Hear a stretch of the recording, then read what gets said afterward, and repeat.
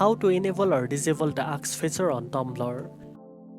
First of all, open the Tumblr app and make sure you are logged into your account. From the dashboard, tap the profile icon at the bottom right corner to go to your blog page. Next, tap the gear icon at the top right corner to open your blog settings. Scroll down until you find the Ask section. To enable the Ask feature, toggle the switch next to Let People Ask Question so it turns on.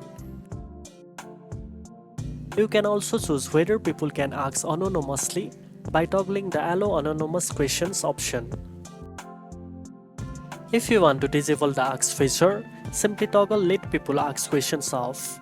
Now you know how to enable or disable the Ask feature on Tumblr.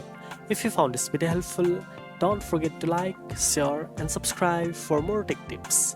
Thanks for watching and I'll see you in the next one.